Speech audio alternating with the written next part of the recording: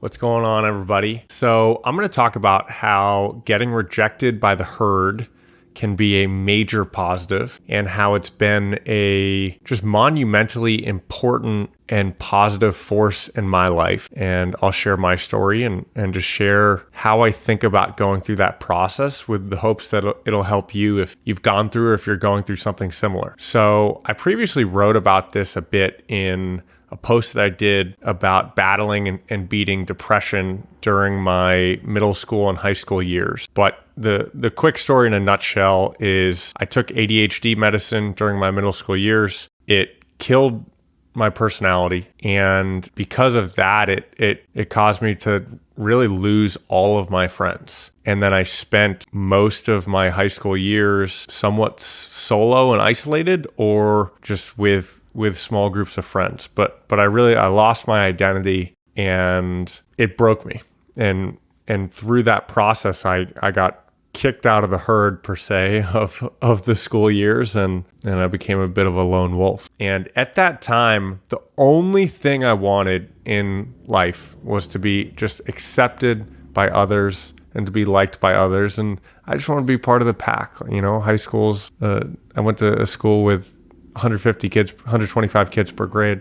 I just wanted to be included, and I wasn't. But through that isolation process, it made me extremely in touch with myself, who I am, who I want to be, and it's now that sense of self that guides me. I should rephrase that a little bit. Through the process of losing sense of who I was and then having to rebuild it is really what and that reflection process and having to go through that whole exercise of getting broken as a person and having to rebuild, I built a much stronger foundation. And that was all part of getting pushed out and being forced to be solo and to be an individual. I think that time alone just gives you a lot of independence and free thinking. And it gives you the ability to look at situations very independently. So if you're in a similar type of situation where you've been rejected by the herd, you really have two options. You can view it as a negative or you can view it as a positive. And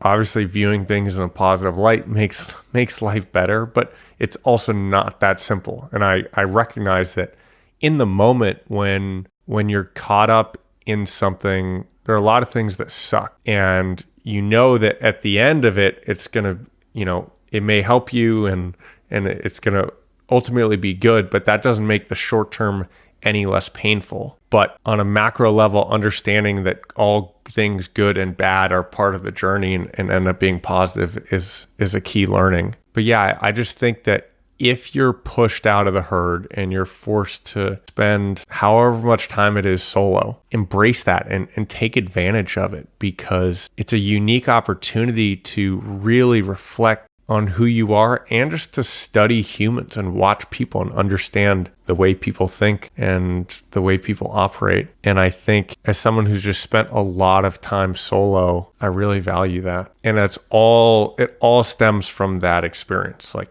I've spent the last few years wandering the world and spending a lot of time reflecting and solo and now sharing these reflections. And it all stems from that. So if you go through a rejection period, embrace it. And one piece that I'll add on to that is if you don't like the herd that you're surrounded by and you want to find a better herd, then do it. Change communities. Like if you're in a city, if you're in a school and you're unhappy with who you're around, then make a change. That's one of the easiest ways to reset and to dramatically change your happiness is to change community. But before doing that, realize and understand the advantages of being solo.